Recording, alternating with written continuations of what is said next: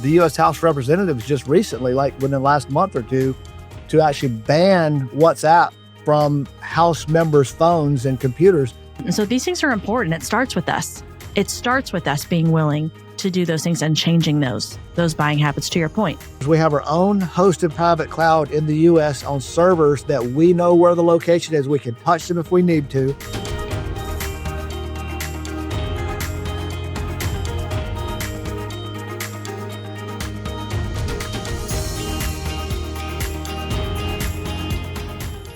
Hello, and welcome to the Liberty Spenders podcast. We are Kurt and Kristen Luthart, your hosts and co-founders of the Prosper Group, an agency that's helped raise over $500 million and help elect over 100 members of Congress, 15 governors, 15 U.S. senators, and 1 president. Business owners, what if you could exponentially grow your business by tapping into a lucrative and engaged audience of 76.5 million people that we call Liberty Spenders? These folks spend $5 trillion a year, and they're motivated to buy from businesses and brands that share their values. If you want to learn more about that, you can get access to our new best-selling book at libertyspenders.com/free. Today, we're super excited to welcome Dr. John Reese, a Citadel graduate, former Air Force dentist, and an innovative entrepreneur. After earning his Doctor of Dental Medicine in 1988, he served in Desert Storm and later founded Dental Access Carolina, bringing dental care to underserved kids via mobile clinics. He also designs and markets mobile dental offices globally. In 2019, because he was driven to protect American freedom, Dr. Reese founded Titanium Secure, now Titanium Communications Platform, the only commercially available quantum-resistant communications platform, ensuring secure and private communication free from big tech interference. John, we're so pumped to have you on our show. Welcome. Hey, I'm glad to be here. Thank you for having me. Yeah, your story and product is so interesting. But before we do dive into that, we want to play an ad so that folks can understand what is Titanium Communications. Listen here. Have you ever wondered if someone was monitoring you, like nefarious tech companies, corrupt federal agencies, or hostile foreign countries? Newsflash, they are. The deep state, big tech, and China are tracking your every move and using it against you. Up until now, you've been powerless to stop it. However, Titanium Comms has cracked the code with quantum-resistant encryption, and we control the entire ecosystem, end to end. Join Titanium Comms today and help us vanquish the enemies of free speech. Visit titaniumcomms.com and use our promo code on your screen for a discount on your subscription. So, John, now after our folks have heard this, let's dive into how you got here. So how did your background as a dentist lead you to developing Titanium Communications? What was the turning point that made you think you needed to develop this tool? Yeah. So in 2019, I was at a meeting and of some conservative leaders, and a person got up on stage and said, Act Blue, which is a Democratic fundraising machine, as you all know, has raised almost $5 billion for liberal causes and candidates. The Republicans have spent almost $50 million, and they're still 10 years behind. And so we got to thinking that was a problem.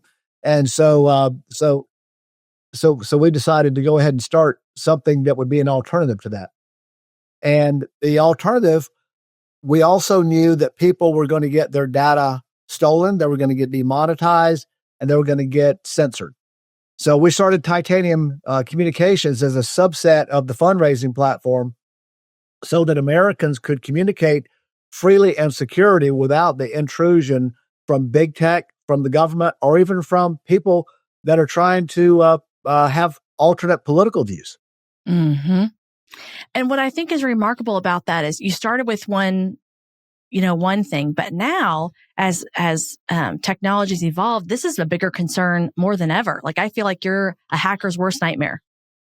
Well, I hope so. We don't want to throw a threat out there, because if you say you can't be hacked, then somebody's going to try to prove you wrong.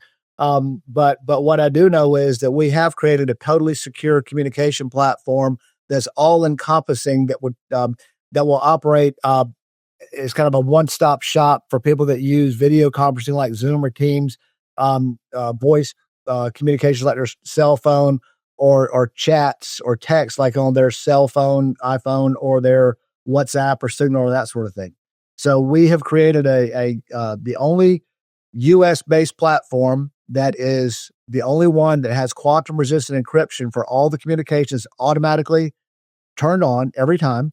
That again is hosted by the US, where we don't store any data, we don't share any data, we don't sell any data, and we don't allow any third-party plugins, so that our security envelope is closed all the time. Furthermore, we have a subscription-only platform so that we can verify whether a user is a valid person, number one, or if it's a bot, and we don't allow any bad actors into our system.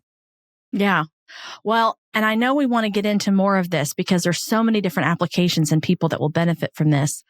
But if I back up a little bit, so just getting to know you and hearing your story, which is so phenomenal from starting a service in the military, what type of high stakes situations might you have been in that, again, would have prepared you or led you to decide to take something like this on? Well, I mean, my military career was really not glamorous like it might sound. I was a staff general dentist attached to one of the largest teaching hospitals in the Air Force when I first started. And then there was also the Special Operations Command was based just down the road. So halfway through my Air Force career, I was assigned to the Special Operations Command, where I did not get deployed or go overseas, but I was charged primarily with keeping those troops ready to go overseas. I did work on some of the commanders of that Special Operations Command, and as a side note, when I was in the Air Force, I got forensics training, and that's probably one of the reasons why I went to that base, is because I don't know if you remember during Desert Storm, Saddam Hussein promised he was going to send hordes of dead bodies back to America. So I was tagged to be on the second team that was supposed to go to Dover, Delaware to identify those hordes of dead bodies. One of the things, though, that struck me at that point is that the scenario we trained on back probably in 1988, 89, or 90, I'm not sure exactly when, was a scenario where a van load full of explosives was driven into the underground parking garage of a high-profile government building. And then it was detonated at the height of rush hour when all the workers were coming to work to create mass casualties. I don't know if you remember that, but that's exactly what Osama bin Laden did with the World Trade Center at the very first attempt to take it down. But this was years before that. They knew exactly what was going to happen. They just didn't know by whom or when. That's pretty scary to think about it. Yeah, absolutely. You know, I think that's absolutely fascinating to kind of be a part of that, to see and get that kind of training, and to see how that's led somebody who was working in the dental area now to invent and create some fantastic new technology. Yeah, I mean, I appreciate what you were saying and being humble, but anybody who serves and puts their lives at risk and leaves their home and family, that feels high stakes to me. So, well, thank you. And it exposes you to threats. Oh yeah. And that's, for me, that's what I picked up in talking to you and just learning about your background, your story, what's led you onto your entrepreneurial journey. And so you've seen this. I mean, you've seen what happens and the results of it. Well, going to the military college that I went to, you were taught to be aware of everything going on around you. And so, I mean, I could be driving down the road and, see somebody see a car like somebody I know is in that car, and just pick up on maybe the way they're holding their hand on the side of the window, that that's not the person I thought it was. I mean, just little teeny things like that. And I don't just give you a side note. It's kind of funny. My wife, I get in trouble with her all the time because she claims that I only observe beautiful blondes. I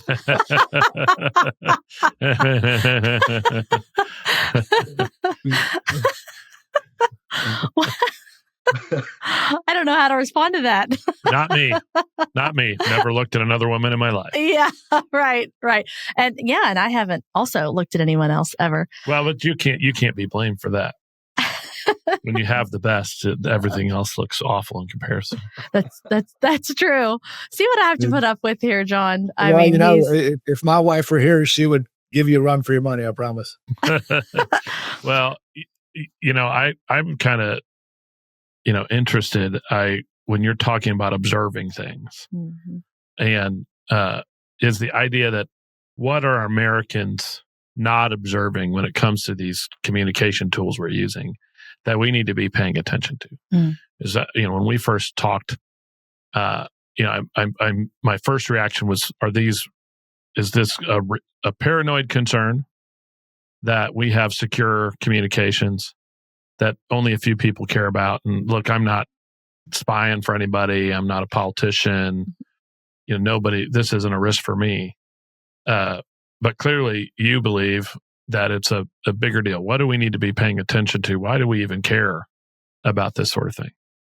Well, I mean, it is a threat. And as you know, or may have heard, back in 2024 in December, the Chinese, it was discovered that the Chinese hacked into all of the major cell phone carrier networks and got data on every user that's got a cell phone in the U.S.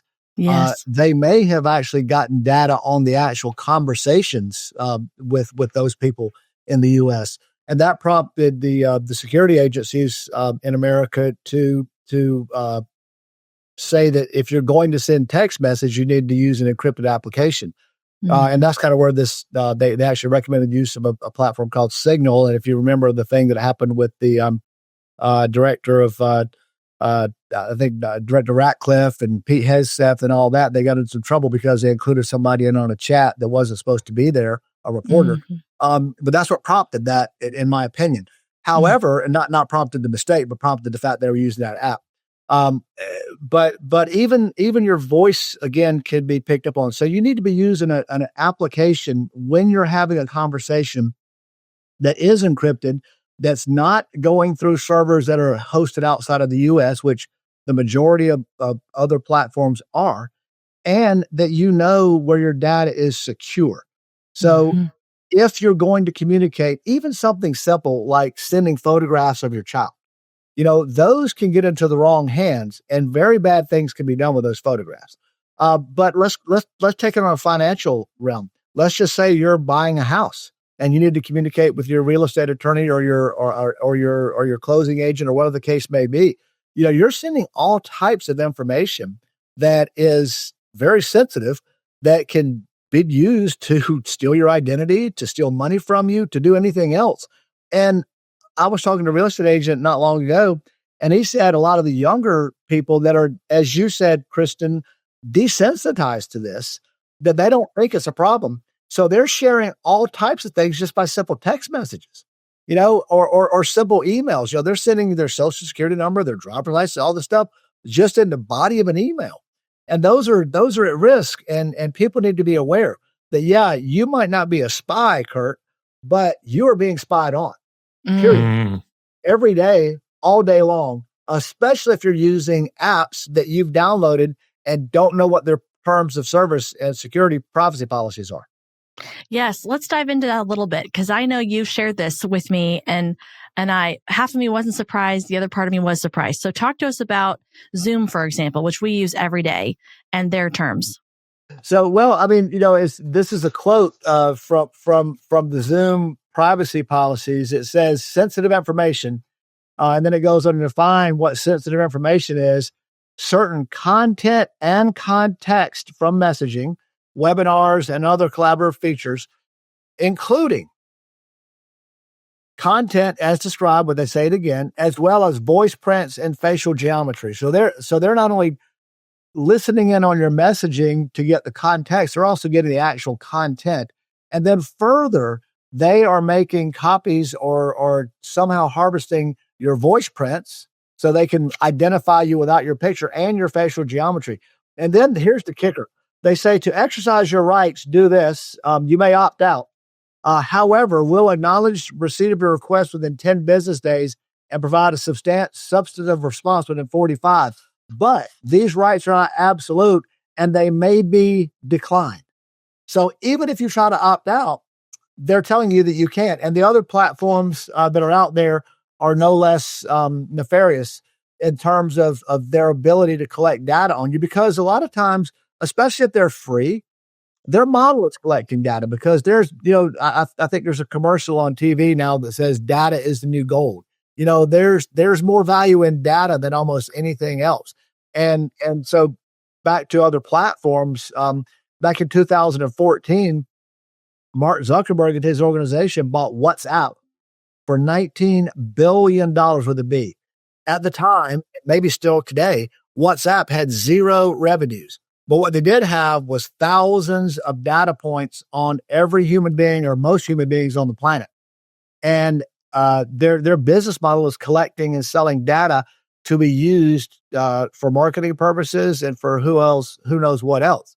But that collection of data actually prompted the U.S. House of Representatives just recently, like within the last month or two, to actually ban WhatsApp from House members' phones and computers. And what they said was WhatsApp is a high risk due to the lack of transparency and how they protect user data, access of data, and data and stored data. Its potential security risk are incompatible with its use. Mm-hmm. Mm. So, I mean, they're telling you they're collecting data. They make no bones about it. That data is there, and they're not alone. Anybody else who is giving you a free app that you download on your phone, is if you read their terms of service, their mission a lot of times is to collect that data because nothing is free in life, as you well know. Yes. If you're not paying for the product, lots of times, well, you're not paying for it monetarily, you're paying for it in other ways. Yep. And in certain ways, they're using it to collect data on you that they can sell. And I mean, you've both been aware. You're looking at something on your computer, looking up a search, and next thing you get an ad for that thing 20 times. Yep. Or you say something on your telephone, and next thing you know, you get voicemails or texts about that product on your telephone. And then if you've got the listening devices turned on, like Siri or Alexa or any of those other devices, they're constantly listening to everything you do, even your digital thermostat, like a Nest, and your digital doorbell, like a Ring. They're constantly on and listening to everything that's going on. I don't have a whole lot to hide, but I don't want everything I say recorded. Yeah. Yeah. Well, I understand. And your point about the free products, I mean, that's been an expression, right? If the product is free, you are the product. And so that is how that works. And as marketers, we understand that because that's extremely valuable to us when we're trying to target people and get the right message to the right person. And so we see that. Yeah, well, Kurt, I think back in the 2016 election that you might have been involved in some way tangentially, if nothing else, with Cambridge Analytica, right? Yes. So I actually had a meeting one time where one of the high level guys at that company was in attendance, and his statement was, we know when you're getting married, we know we're getting your divorce when you're getting divorced before you do. He says, we know what kind of underwear you wear. We know everything about you. We've got almost 4,000 data points on every human being on the planet. And that data can be used in all kinds of different ways. Do you guys remember a guy named, not Jeffrey, but Robert Epstein? I do not know who Robert is. Mm-hmm. Robert is I think he's a psychologist by training, if I'm not mistaken. But what he did was he uncovered the fact that in web browser searches, there was a certain most popular one that was manipulating those searches, that if you put in one political candidate, you got 9 positive things and 1 negative thing. Yeah. And if you put in the opposing political candidate, you got 9 negative things and 1 positive thing. And what that did was that manipulated the way people thought about those candidates and actually manipulated how they voted. Yeah. He exposed that and came under massive attack. And the fact is that he actually would be on the more liberal side of the platform, but he was attacked by those people that thought more like him politically than the other side. Yeah. And so it's a huge threat. And he told me something in person when we were at a meeting that will actually just, curl your hair. If you want to know what it was, I'll tell you off camera. If you want to hear it. This is not a game when they're talking about manipulating data and steering people to do one thing. And if you find out what's under the hood, these conspiracy theories are not really theories. They're actually happening. but people are gaslighting you into thinking they're not, or making you believe they're not, and calling you crazy when you see what's in front of your own eyes. Mm-hmm. And we're seeing that expose more and more now as this new administration has come out. Mm-hmm. Well, and so tell me this. So you've talked a lot about also how, privacy is freedom. You can't have one without the other. Correct. So what would you say about that to the person who's thinking about this? Like, how should they be thinking about this if they're not concerned, or they're just running about their business and they're thinking about, you've given some very good examples of what can be done with the data, but help people tie those two together. Well, let's just use the example I just said. When I said, I'll tell you what happened off camera. Yep. All right. So you've got to be constantly aware of everything you say. And let's just say, let's go across the pond and say you're in England, and you post something on your social media, or you send an email about something, or you broadcast it in some other form or fashion. You might get a knock on your door from the government officials wanting to arrest you for what you said. Now, that's happening in Canada as well. As a matter of fact, Macron wanted to go back retroactively 5 years, I think it was, it might have been 3, to monitor every social media post that anybody made, so he could potentially arrest them during all the uprisings that happened during COVID with the trucker shutdown and all that sort of thing. They've weaponized these things against you.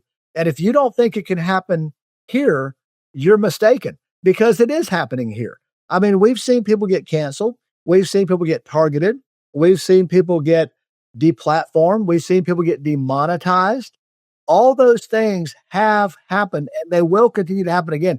Just because we've got an administration right now that's favorable to us, that doesn't mean that's always going to be that way. But let's just talk about, again, let's go back to Christianity again.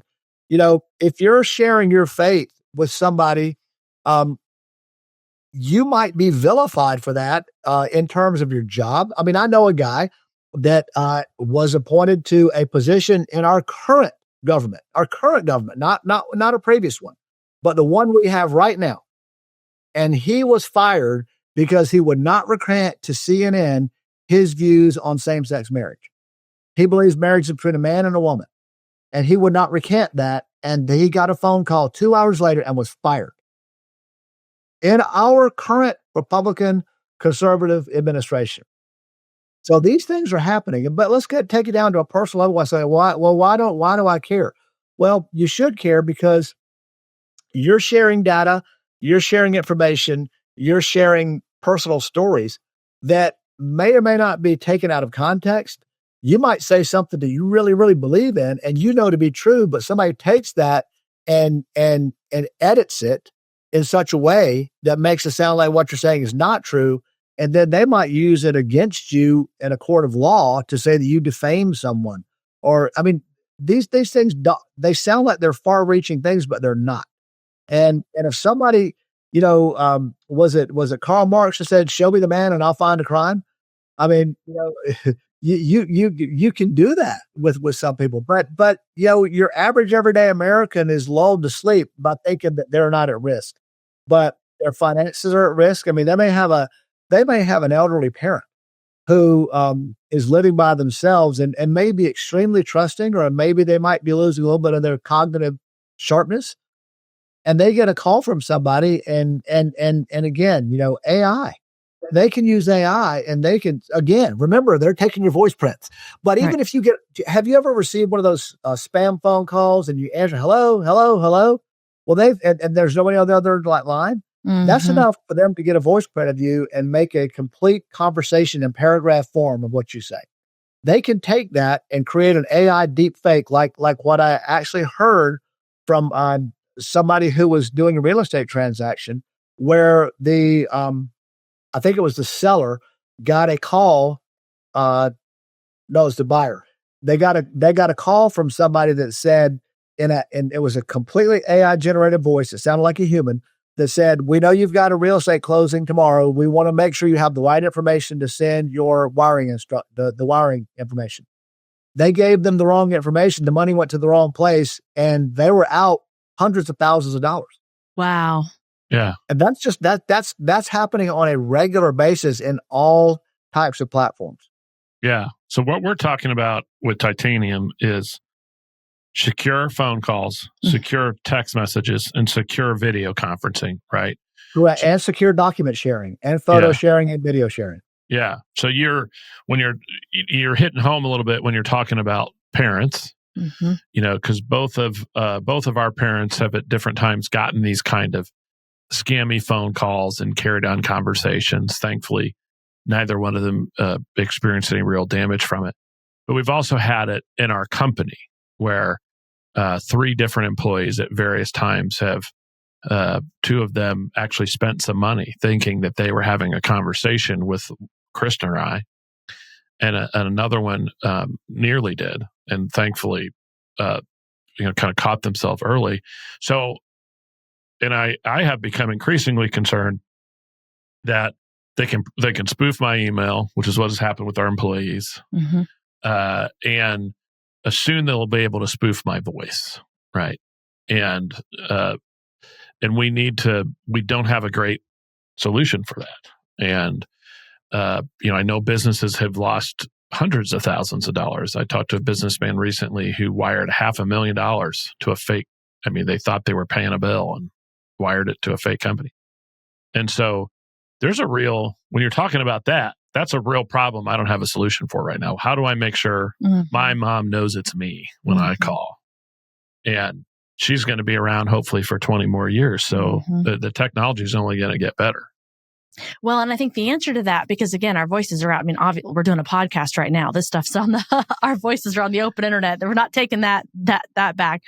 But what you've helped us understand is also saying, okay, well, when we're going to have some of these conversations, if there's a delicate conversation to be had and it's not being used on this secure app, then it's not me. Or, we've talked about, safe words and phrases that we've given out to our family so that if something happens, they can have a way to validate who we are. So what would you say to that? What's your recommendation? Again, families listening, they're concerned about their children's privacy. You have to kind of future-proof this for your kids because they're going to grow up in a world that's entirely different. So what would you say to that? What would be your solution? Hey, business owners, did you know there's 76.5 million faith-based and conservative consumers that are looking to support brands that align with their values? That's a $5 trillion opportunity. And if you're not tapping into it, you're leaving money on the table. Our new book, Liberty Spenders, is your ultimate guide to reaching this influential audience using conviction-driven marketing. That's right. We break down real-world strategies that successful brands are using right now to connect with this audience authentically, build trust, and drive long-term business growth. So if you're truly serious about standing out in today's crowded market, grab your copy today on Amazon or visit libertyspenders.com. And don't miss out on this revolutionary strategy called conviction-driven marketing. Well, we're not meant to be a replacement for any of the other types of applications out there. I mean, let's go to Zoom. You mentioned that, and WhatsApp. People all over the world use those 2 applications. They're good for what they do. If you're going to have a casual conversation with somebody or what have you, but if you want to have a conversation where you're sharing something that is private, and a lot of conversations are private. I mean, you might be talking to your wife about, a marital issue, whatever the case may be, or one of your kids might have something that you want to deal with that you don't want publicized. Or you might have a financial issue, like you mentioned, Kurt. Any of those things, if again, I'm in the medical field, sensitive health information, protected health information that can be shared. I talked about real estate. Real estate attorneys can use this type of application for there. But even if you're just sharing, again, photos or videos of your children, I think that because of so many things that can go wrong with what can happen now, from sexual predators to people that are can use that information in all kinds of different ways. And again, AI they can take that child's face and superimpose it on and they can do it before AI. It was just Photoshop it, but superimpose it on a nude body or somebody doing a lewd sexual act and use that to actually blackmail your child. If I'm not mistaken, I'm not an Urban Dictionary aficionado, but I think catfishing is the term for that, and I know kids committed suicide over that kind of thing. Mm-hmm. Yeah. This is not a game. Mm-hmm. This is real. And I don't want to scare people. I just want you to be aware, know what you're doing. And like you said, Kristen, free apps are convenient, but as the convenience increases, the level of security decreases. Mm. And we've kind of have a marriage of both of those because I think we're convenient once you're inside our envelope. And it's very easy to use, but you have to have other people that believe the same way, and want to use it. You've got Mm-hmm. you've got to kind of retrain your habits. Mm-hmm. Kurt and Kristen, we were both in a business, at one time. And one of the catchphrases of that business was just tell people to get people to change their buying habits. Instead of running to the store when you run out of toothpaste, buy a couple and have them on hand, Mm-hmm. that kind of thing. So it's the same type of thing. Change your communication habits. And again, your regular phone is fine. I'm not communicating with everybody in my world, on Titanium because not everybody's a Titanium subscriber. But for the people in my businesses and for the people in my family, that's where we communicate. Well, and that's what we're about. I mean, obviously here at Liberty Spender Show, we're all about helping people understand these tools to go to market because, again, we're trying to protect our way of life, our values, our ability to have free speech and free exercise of religion and of our faith. And so these things are important. It starts with us. It starts with us being willing to do those things and changing those buying habits, to your point. So one of the things I learned recently, John, was that over $1 trillion a year is scammed and stolen internationally by scammers, and that 1 in 3 of every Americans, that's better, has had something like this, whether it's identity theft or they've gotten a fake call and fallen prey to it. And part of what I'm starting to understand as well here is how Titanium can be a powerful tool to protect from that. Mm-hmm. And this is a real problem. And I saw the 1 in 3 statistic and doubted it. And then I thought, well, wait a second. Yeah. I know a lot of people who've gotten scammed in one way or the other. So tell us a little bit, like how could someone practically use Titanium to protect their identity and to protect against scams? Well, again, we can't protect against everything because people are going to shop online. They've already been trained to do that, especially during COVID, right?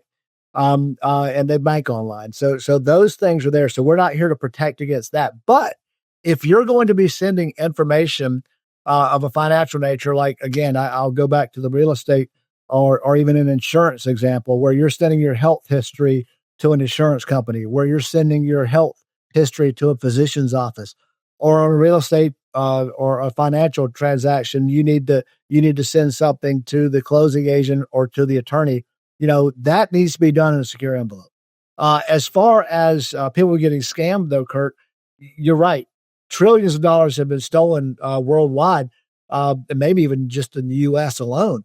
But over $5 billion has been stolen from senior citizens, like you mentioned, your elderly parents. That's a very, very common thing, and it happens all the time, every day. And what happens in those transactions is typically a telephone call. Because most elderly people aren't using email on a regular basis. Some are, but majority aren't, especially as they get way advanced in age. And so they're getting these phone calls, and a very nice sounding person calls and says, Mrs. Jones, I'm from the bank and we noticed a problem with your account. You don't have enough money. You need to send us some money right now. Or Mrs. Jones, we've got an urgent need and we really need your help. If you don't give us this money, terrible things are going to happen to us. All those types of things happen. And a very nice and a very trusting person who wants to help people will do that. Okay.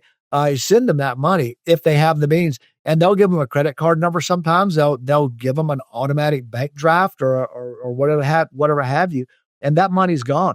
So if you have Titanium comms, which is a closed loop environment, in the case of an elderly parent, again, we'll say, you can buy a family group subscription that might have, I don't know how many people are in your family, 10, 15 people, and everybody is in that group. You can create that group and you tell the elderly parent, if there's any request for money and it doesn't come through this application, then you know it's not from us and it's not legitimate. And if it is legitimate, let us know and let us handle it. And we can find out outside this loop. But that's one way to protect your family. If you're going to share, again, sensitive documents, you can do that through our secure communications platform. And the cool thing about that is everything we do inside of our envelope is using quantum resistant encryption. We can go on that more later. But the key to that is that it is a point-to-point delivery mechanism. So when you send something from your device, it becomes encrypted instantly. And then when it goes through our servers, it is not held there unless for some reason you can't get that message. And it's only held there temporarily in the random access memory to give you time to get the message. You might be on an airplane, your phone might be turned off, what have you. And as soon as that's delivered, it's gone. So if somebody hacks us, they can't get your stuff. It goes to your device and it's there for you to deal with. So that's another key point about huge. How you can be secure. Yeah. Mm-hmm. Yeah. Because so, that's not a reassurance you have from anybody else. No, it's not. And the other reassurance is that our servers, we have our own hosted private cloud in the US on servers that we know where the location is. We can touch them if we need to. We know who's got access to them. And again, we don't store anything at all on those versus the nebulous cloud like AWS or Azure that are out there who've got these servers all over the world with access in who knows where by who knows who. Mm-hmm. That's just too big of a net to try to close, in my opinion. I do want to talk about quantum computing a little bit. So let's talk about that. Other companies purport to be secure and say that they're not hackable. Your data is safe. You're talking about quantum computing and the danger that is coming now for where a lot of this sort of encryption technology is becoming obsolete. Talk about that and why that's so important. Okay, well, let me start by explaining quantum computing. Quantum computers are a rapidly developing technology. Some say that they're already out there. Some say they're a couple years away, might be somewhere in between. We don't know. We do know that the U.S. government, the big tech companies in the U.S. and across the world, and the Chinese government are rapidly working to create viable quantum computers. And what quantum computers are in a non-technical term, are supercomputers that are very large and very fast. And the reason they're fast is because unlike a regular computer, which only sees ones and zeros, these guys can see ones and zeros or combinations thereof, not only in one place, but in multiple places at the same time. It's called superpositioning. And by the superpositioning process, they can create a magnitudes faster processing capability that can go through combinations of numbers and letters and algorithms so much quicker than a regular computer that the standard, what's been kind of the gold standard encryption technology is AES 256 or 256 AES, both the same, that everybody uses. The other platforms use that encryption technology when they're encrypted. The quantum computers can break that within hours or even minutes instead of years that it takes to break that with traditional technology. Quantum computing has even been said by Google. I think Google Research published a story just recently that said they could even break with quantum computers Bitcoin encryption 20 times faster than normal. Now, whether that is a breakable thing, I don't know how fast you can break Bitcoin encryption now, but a quantum computer can do it 20 times faster according to them. So these things are real threats with quantum computing. And so we're the only platform that's commercially available that we know of that uses National Institutes of Standards and Technology, or NIST, approved algorithms for quantum resistant encryption, or we like to call it QRE. And so with QRE, it's automatically deployed for our video conferencing, for our voice calls, for our chats, and for our document sharing. So you don't have to turn anything on. Some of the other platforms that are for video conferencing especially claim they have encryption, but you have to get your tech guy to deploy that. And it's not easy to do in some cases. Ours is automatically there. You have to think about it. And we don't know how fast or when quantum computing will be there, but we've bypassed it. We've future-proofed our communication platform so that it is quantum resistant from the start. Now, Mm. as that technology continues to improve, I'm sure other companies will improve upon that. But right now, we're the only ones that have it. And hopefully, as we get better at it, then we'll kind of just continue to be one step ahead of the game. I can't Mm. predict that. I can just say that we'll do our best to try. Hmm. Well, yeah, you're heading off a threat that we don't know when it's coming, but we know it is coming. Right. And Um, it would be like if you you live in a place and you've got just a regular lock on your door, right? So it's locked. But if you want more protection, you put a deadbolt on. And if you want additional protection, you might get a security camera. If you want additional protection, you're going to get a security alarm. If you really want to be protected, you put a gate around your house and you get a security guard. So we've gone to the nth degree, and we've got as much protection as we can come up with right now. all right. Well, I tell you what, Kurt, it sounds like, at least to me, like secure communications is not really optional anymore. So if people were listening to one thing and they've heard a number of these things, what would you want them to hear about maintaining their privacy and their security and their freedom? Well, the threat is that all of your communications are being monitored by somebody somewhere. Okay. And so, depending on how much you value your privacy, depends on how much hygiene you want to put over the security of the communications. Um, Titanium Secure, Titanium Comms is the only verifiable, secure platform on the planet that is not only hosted in the US, but also uses quantum resistant encryption.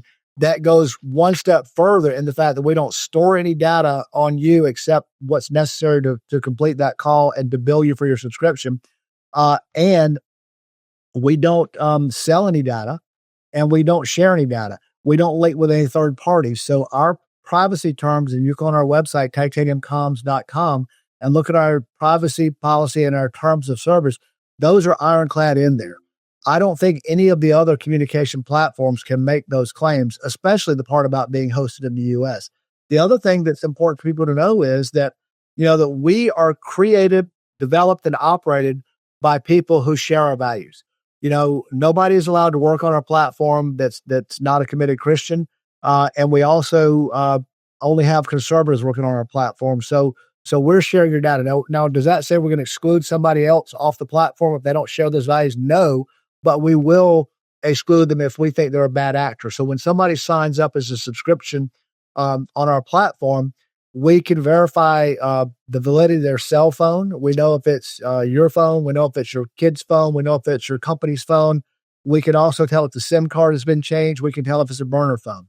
And then you've got to verify your identity in another way. And again, cell phone companies are required to validate the identity of a person when they have a valid account. That's FCC requirement. So we use their help in that. The second thing is that you have to enter a valid credit card so that we can identify that you're an actual person and not a bot or a bad actor or somebody that's trying to do bad things. So we make sure that our people are safe in that way, and the envelope is closed and secure. That's great. Well, this has been a great interview, and now I would love to enter our lightning round. We always like to really inquire with people as you're in your final days and you're looking back on your life right now. How would you know that you've been a success? Well, Proverbs 13:22 says that a good man leaves an inheritance to his children's children. And of course, material wealth is one part of that, but there's more that goes into it than that. And one of the important things about that is leaving a legacy of integrity. I grew up in kind of an interesting household. Both my mother and father were born during right before the Great Depression. So they had a very different outlook on life. My mother especially was affected by that. So my father was the only child in his family, and my mother was the second youngest of 12 children. Her younger sister died when she was very young, so that effectively left my mom as the baby. And As a result of that, all my second cousins were my contemporaries versus my first cousins. Mhm. But the other part about that is that she was very much affected by the Great Depression. She had a very much of a lack mentality. We always, even though we had a middle class upbringing, we were always poor according to her. There was never enough. My dad, on the other hand, he also went to a military school. He went to Clemson, it was a military school. And he left and went to World War II during the middle of his schooling. And he was in D-Day and 101st Airborne and in the Battle of the Bulge. So he saw things through a different lens. I mean, and then he went on to the Korean War. So he didn't have the same aspect, and he would take risks financially that my mother didn't like. So we were always behind the 8 ball financially. And not only that, being in those two major battles, D-Day and Battle of the Bulge, he had PTSD on steroids. We were always in a constant state of turmoil in my household. And a lot of times it was over money. So I wanted to make sure that I did not have that same type of environment in the household for our children. So I worked very hard to be successful so that we could provide well for our family and have the material things. But we also wanted our family to understand that, it's not just about money. You've got to have hard work, you've got to have integrity, and you've got to have accountability. And if don't have those three things, I don't care how much money you have, it's not worth it. And then the second thing we wanted them to know was that you've got to give. And, we've been blessed to have given significant amounts of money to a lot of Christian and conservative causes over our lifetime. And we've seen many blessings for that. I mean, I can name the times when I can point to giving that major events have occurred in our life, either because we got invited to something, to be with somebody very special, or because an event happened. But the one thing we did was, as much as possible, we always tried to give anonymously. So I didn't want the credit for the giving. We wanted God to get the credit. And we were blessed. George Pearson's from Eagle Mountain International Church, Ken Copeland's church, and he might have gotten this from Ken. He says the purpose for accumulation is distribution.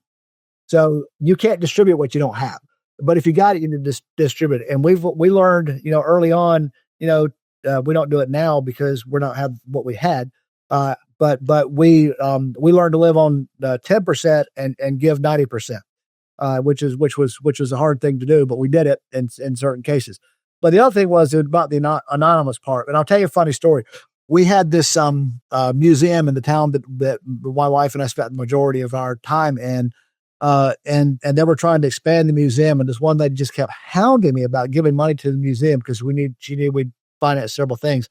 And she said, "Oh, if you do this, we'll name something after you." And finally, after about the fifth time, I said, "Ma'am, here's what we'll do. If I give you the money, and I don't know that I will, but if I do give you the money, you can name every toilet in the building, John." I didn't hear Well, to a lot of people, that's what motivates, right? That's what gets people, is having the name on the building. So we tried to instill that in our kids. We tried to instill hard work. None of our kids asked us for money. They don't to this day. We've helped them, but we don't want them to be dependent on us. Yeah. John Maxwell, I heard just like last week, and he said, it's more important what you leave in your children than what you leave for your children. And I thought, that's profound. Leave it to John Maxwell to get you right in the... Exactly. And now for a completely different topic. So we always like to ask people, what's something maybe in the last, few months that's got you going down the rabbit hole? Maybe you got a topic, a hobby, sports team, something that's become a little bit of an obsession that's got you're fixing your attention to it. Well, I like golf, and I try to be at our golf course as much as possible. But the thing that's really got my attention right now is all of and I mentioned it earlier, all the layers of the onion that are being peeled back on all of the corruption that we have found in our government that we all knew was going on, but everybody told you it wasn't happening.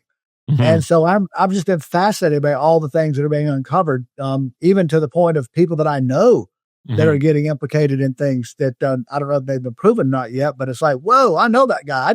I'm like that guy. I mean, I know that guy well, and these things are happening, and I didn't know that he was involved in that kind of thing, Mm-hmm. So people hide it. So that's been kind of fascinating to me. Yeah. Yeah. Well, as we end here, let's pretend that somebody only gets to listen to 90 seconds of this whole podcast. In 90 seconds, what should they know about you and to Titanium Communications? What does it do? Who should be using it?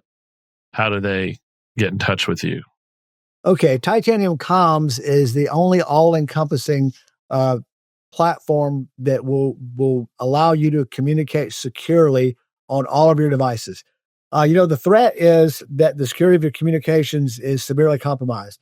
The solution is that with Titanium Comms, we're the only platform that we know of that has quantum-resistant encryption. So even quantum computing can't break our encryption code, unlike with what happens with the standard encryption methods now. With quantum computing, other encryption technologies can be broken within seconds or minutes. Quantum-resistant technology that we use prevents us from being hacked, and our encryption can't be broken. Titanium can operate on any platform using any device. So we can use a Mac, Windows computer, or a Linux computer. You can do Android or an iOS operating system on your cell phone, on your tablet, or on your desktop computer.